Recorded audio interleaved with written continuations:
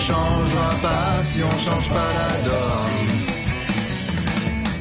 Nos engagements politiques du destin commun de l'humanité, de la conservation du seul écosystème qui rend possible la vie humaine et qui se trouve compromis du fait de ce capitalisme et de ce productivisme.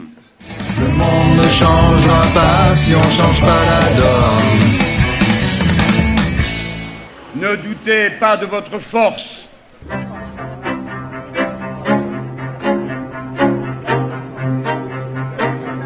Nous avons cette claire conscience que la saison des tempêtes est revenue dans l'histoire.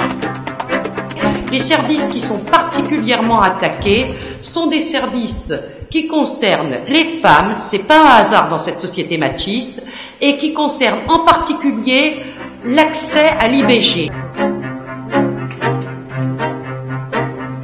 Le front de gauche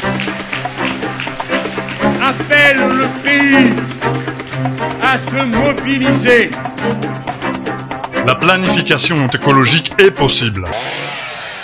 Il faut exiger des évaluations des conséquences écologiques de tous les projets. Au Front de gauche, on souhaite aussi faire de cette campagne un moment d'éducation populaire. Des personnes à la rue, des logements qui servent à rien, des personnes à la rue. Il faudra réquisitionner un certain nombre de logements qui sont vides. C'est intéressant une coopérative parce qu'à partir du moment, par exemple, un salarié égale une voix, normalement c'est un type d'entreprise qui n'est pas délocalisable. Nous avons une disparition des terres agricoles qui nous tombe dessus. Est-ce qu'il n'y aurait pas un travail en amont quand même pour sensibiliser et essayer de faire évoluer peut-être les mentalités? Leur montrer comment le développement abusif ou malmené par le capitalisme ruine leur pays. Sortir du nucléaire, enfin bon, tout ce que vous avez dit. Donc je pense que les circuits courts, l'économie solidaire, tout ça, c'est vraiment une volonté politique.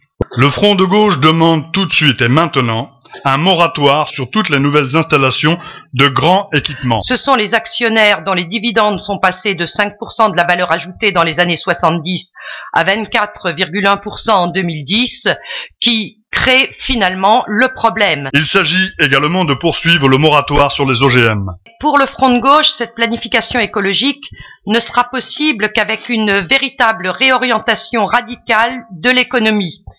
Et nous avons une capacité de contrôle, objet par objet, usine par usine, puissance qui nous vient de celle de la classe ouvrière et des salariés des entreprises. Voilà pourquoi cette classe, qui est classe d'intérêt général, puisque c'est la seule qui n'a pas d'intérêt particulier à défendre, qui ne soit l'intérêt général. Ceux qui vont à l'école privée n'ont pas les mêmes idées que ceux qui vont à l'école publique. La seule qui ne dit pas « je veux qu'on éduque mon enfant et je me fiche de ceux des autres », qui sait que pour éduquer mon enfant, il lui faut une école publique, laïque et gratuite.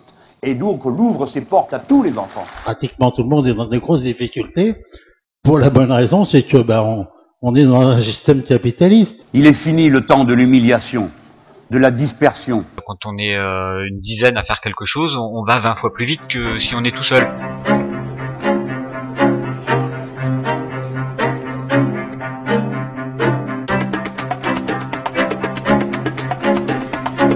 Le mot d'assistanat, il n'y a pas d'assistés, il n'y a que des citoyens qui s'entraident.